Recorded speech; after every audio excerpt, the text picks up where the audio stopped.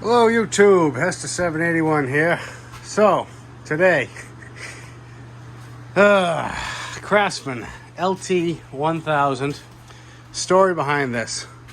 This belonged to a friend of mine, and he was mowing along, and it just started puffing and banging and just running horribly. He shut it down, and it was in the middle, dead in the middle of his yard.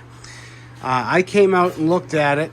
I told him what I suspect had happened, which is, I still suspect that one of the valve seats came out of place in the head. And long story short, he had just had enough, and he posted it for sale. It has a bagger too. He asked about $100 for it. And after 6 months of it sitting in the middle of his yard, because he refused to move it, he said, "Do you want this thing? Because I'm tired of looking at it." So he gave it to me for free. I picked it up, and it's been sitting in my yard for almost 2 years now. And I figured now's a good time as any to get it in, see if we can get her running again, bring it back to life. It's not seized, or at least it wasn't. Oh, there we go. Yeah, the belt was stuck for the blades. It was running when I had it. I'm not going to try starting it again just so you can hear it, but you play with the choke and you get it to puff, puff, bang, bang, bang, and then it would run for a few seconds and die. So let me get it up in the air, get you in the stand, and we'll start looking into that head. Well, first of all, the bolt that I thought was missing is here. It's actually just somehow gotten precariously wedged in the middle of the engine. So that goes to there, but got to take that off anyway. It's got the brand new, maybe a spark plug will fix it, thrown in there. Doesn't look like the best brand, but that doesn't matter. So we got 1, 2, 3, 4, 5, 6. Got to take the 4 off of the cover and the shroud. 7, and I believe there's one more hidden under here. So let's look into that now. All right, I got all those other bolts off, out of our way. We'll give this a quick dust off. Don't want to ruin the engine now. And I can't remember, is there something? Okay, there's not. So this cover will just lift right out of the way. And then we can have a look.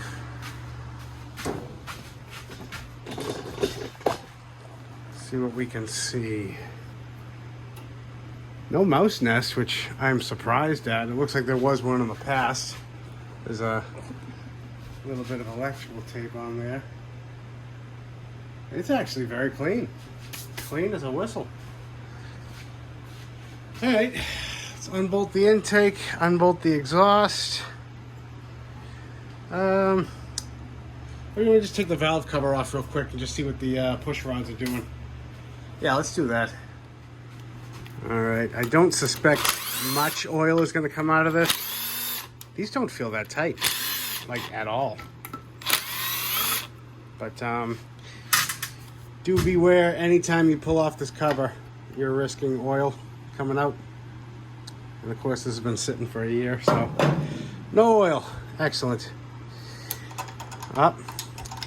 There it is. The exhaust valve. Let's see. Yeah, I can show you right here on the side. The intake. There we go. See where the intake is sitting? The exhaust. Open, close. It never comes up as high. So that is what happened. We've dropped the valve seat. I don't think we've bent a push rod, because that would only happen if, I guess it could have happened. it doesn't look like we bent one, but we're gonna pull them out anyway. So next, zip off exhaust and intake. All right, two 10 millimeters intakes per the side, two 6 millimeter 1/4 inch hex heads, and the exhaust comes right off. And now, a whole bunch of head bolts.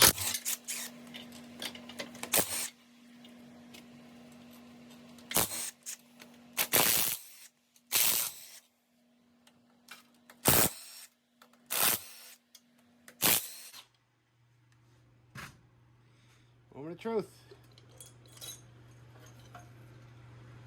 Survey says, well, let's look at the rods first. Rods are straight as an arrow. Good. And now, bingo. Drop the seat. Didn't hit the piston, which is awesome. Let me get this over to the bench. I'll show you a fix. Also just noticed how close he was to blowing a head gasket.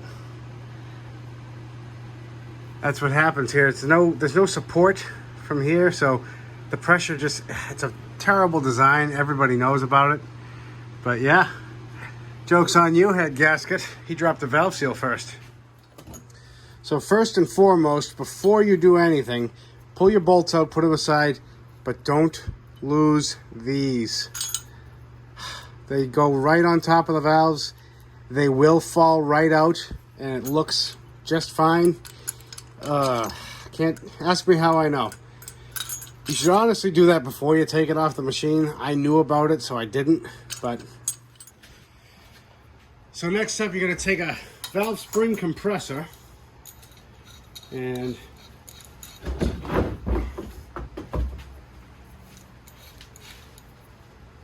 goes right over the top of the engine head.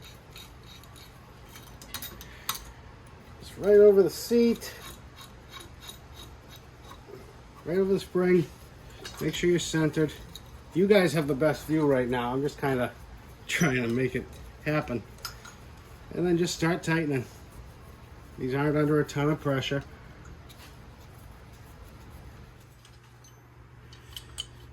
Now that that's out, take a look at our seat. Seat looks fine. The head got a little banged up. Honestly, I've seen worse. And of course the valve.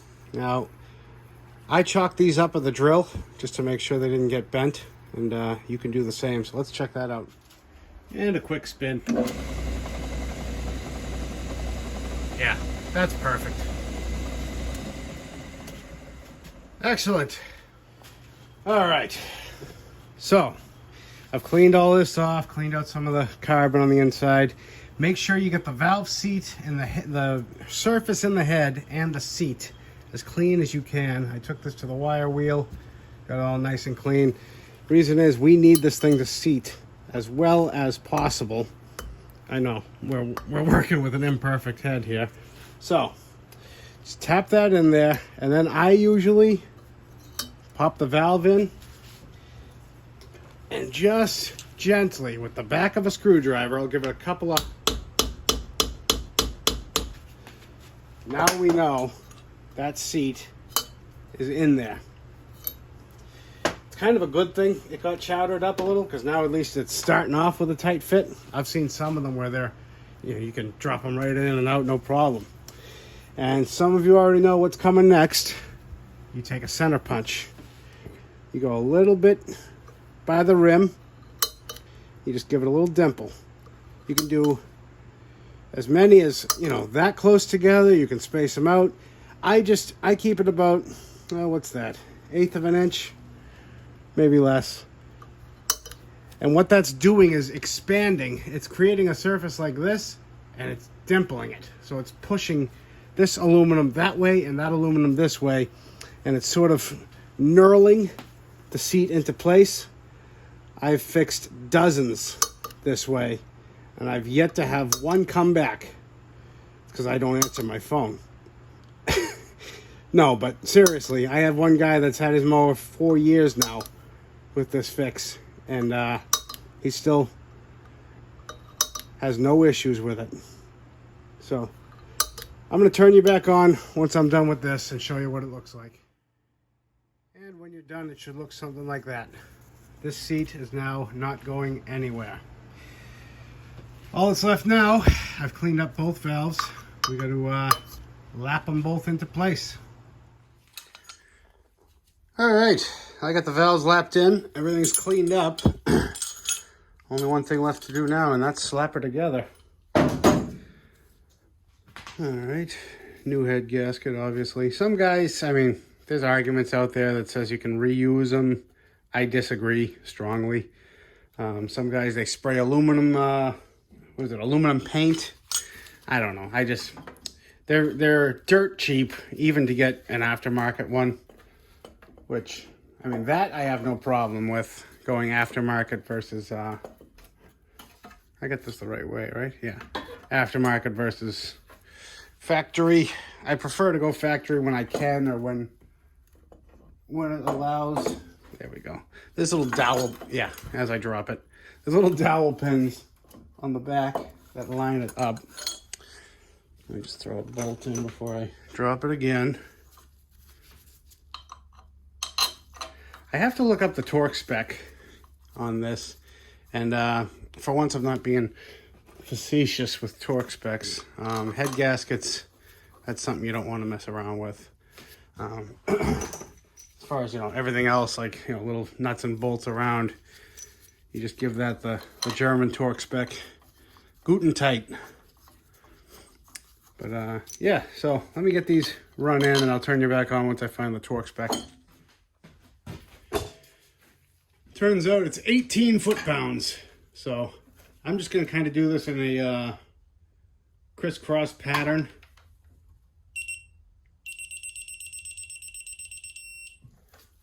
And you can do yours the way you want it, but that's the way I was always taught. Start at one corner, go to the other. A lot of guys, they start in the middle, but this is, I mean, it's a lawnmower. It's really not going to make a huge difference. And then once I get all of these once, I'm going to go around again and just hit them once more. Now, we'll turn you on after that. You don't need to watch this. It's redundant. And now it's time for push rods. Like I said before, there are two very different. Solid metal is exhaust, aluminum is intake. If you can't tell, look through the holes. This one, intake's on the bottom. So slide that one right down the guide into there. Exhaust is on the top. Also pay attention when you're taking them apart. If it's like a new machine to you, I have seen them reversed. I got a T20 Torx and a 10 millimeter. Just gonna back it off in the middle, and then you'll be able to spin the nuts off enough for you to get the rockers on into place. And you think I would have looked up the valve spec, sorry, while I was looking up the head gasket torque, but I did not. Also, don't forget your keepers. That makes and breaks this job, believe me. They have to be there. They have to be in place. They will fall out on you and you won't even hear them hit the ground. All right.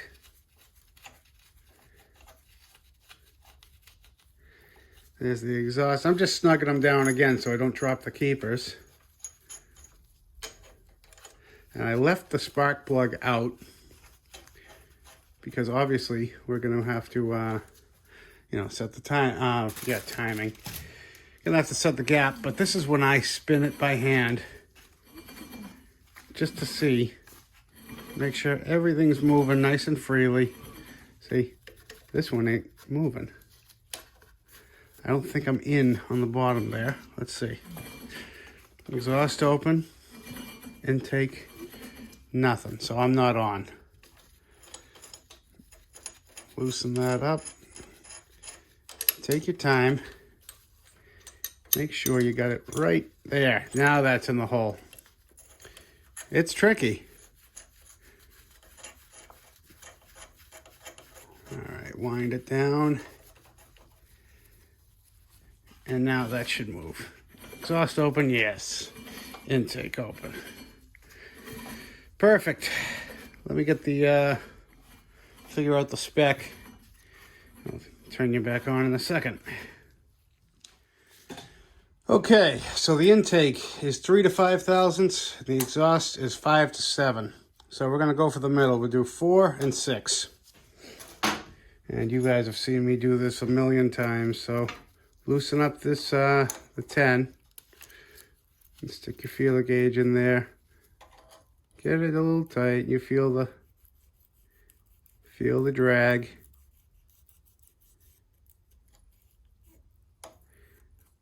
Right about there. Then you hold the 10, tighten the Torx. Don't forget you're gonna have to go over this again once you give the engine a couple spins. And a little bit of drag. Right about, yeah, right about there. Tighten her up. Like I say, they almost always need to be done twice once you give the engine a spin. But we'll see how we do. All right, double check. Yeah, see? Way too tight now.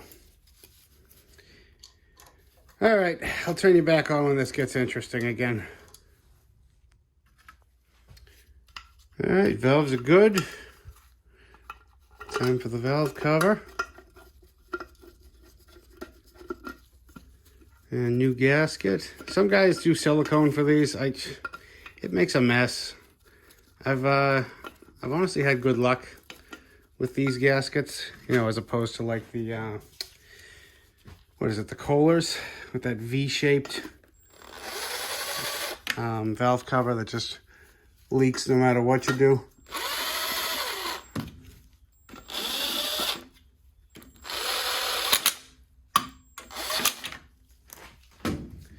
Sweet. Getting into the home stretch here. Got what's left? The exhaust, intake. Well, I want to sort of leave the intake off because the carb is in unknown state at the moment. Like I said, it's been sitting, and if I was a good person, I would have you know, drained the gas out of it. But you know, tomorrow turns into next week turns into next year, and next thing you know, you're making a video explaining why you didn't run the gas out after you preach about running the gas out of things. And it makes for good content. Slide the gasket in. Drop the gasket.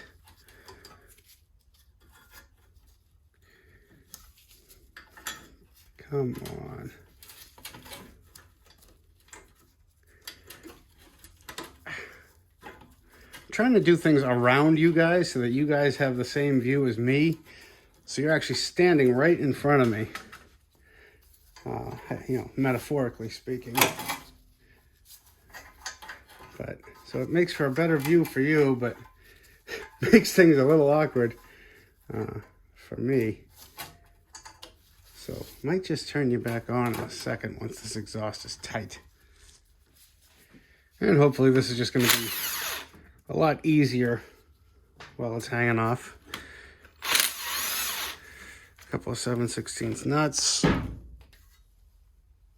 I think that's all, right? Is there one more somewhere? Yes, hidden back here. Little 5/16.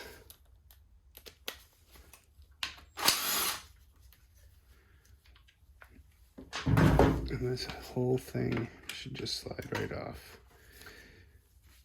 And the breather. Yeesh. All right, fuel line next. Yep.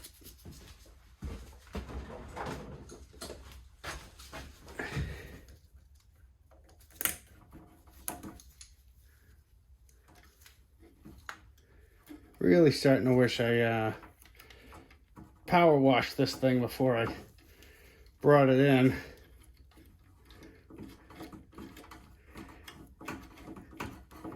Come on, it's coming.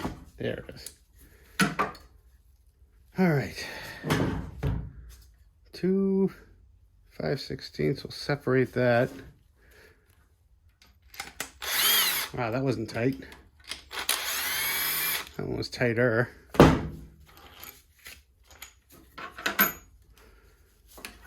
Now this is out of our way. And pop the choke out.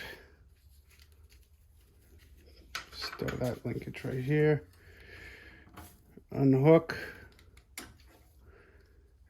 Unhook. Now, as far as this fuel shutoff, I don't know what he was trying to do here. He's got a wire tie around it and a wire tie around the top, but it's not actually holding it on at all. So, valiant effort, but in vain. All right, I'm gonna blow this thing off quick. We'll turn you on the bench. Just flipping this thing around in my hand, I can smell the old varnished fuel. Well, that's a good sign, right? That's moving. Might not be so bad. Famous last words. Someone's been in here before and really chowdered up these screws. Oh, that one came out.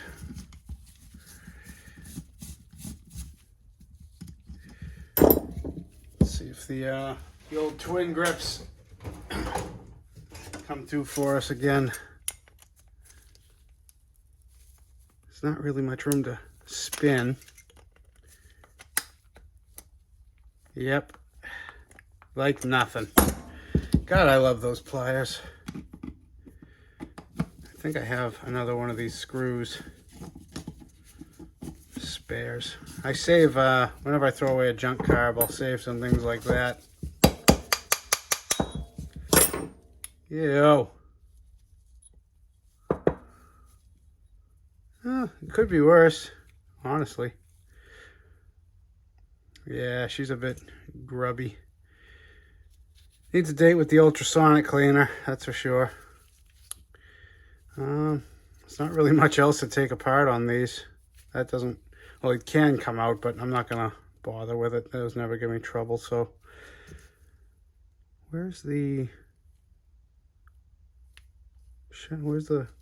O-ring? Oh, this isn't that style. All right, usually there's a separate O-ring that goes around here, but that's not this style.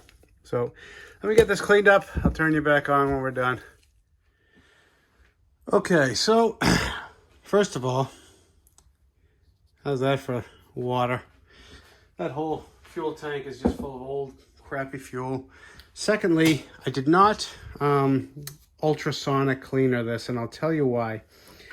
It didn't come here for a carb issue. It came for the obviously the head issue. Yeah, that's not the way that goes. So it was running perfectly fine. So I'm inclined to just, obviously it was a little cruddy from sitting, but the fuel was off, which is a godsend. So I just sprayed it out, gave it a quick clean, and I changed the gasket. What am I doing here? Am I doing this right or wrong? Yeah, I had it the right way. Yeah, so I changed that gasket because, you know, we all know how notorious those gaskets are for failing. And we're just going to see how it runs, if it runs. I mean, it should run. And then go from there. If, like I said, if it does end up surging or running cruddy, we'll go from there. But no need to have this take more time than it already has. Getting too fast for myself. Come on. Sneak it by. There we go.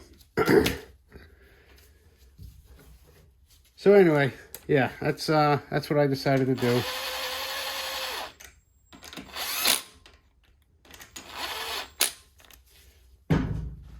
Nothing to lose. I mean, it's a real easy on and off carb. Gaining time, losing, well, maybe some pride. Okay, let's see. I'm gonna hook up an auxiliary fuel source because I want to clean that tank out, but I really want to hear this thing run. So we got the exhaust hooked up, we got the head on. I think we're ready. All right, so I went ahead, throw the cover on because it's actually what holds on the dipstick tube, and I could just see that shooting right out the second I got it fired up. Auxiliary fuel's hooked up, oil's been changed, brand new spark plug, fuel is on. Let's see what we get. Fire in the hole.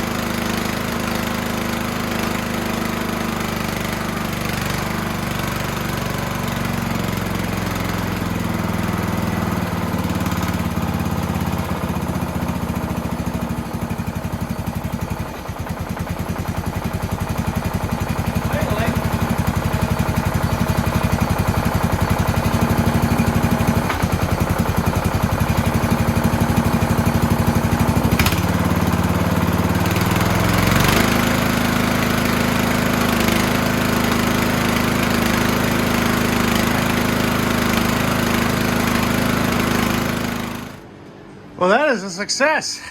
It sounds great. Left it running for about 15 minutes. Still nice and cool. I even turned the blades on, and both sound good too.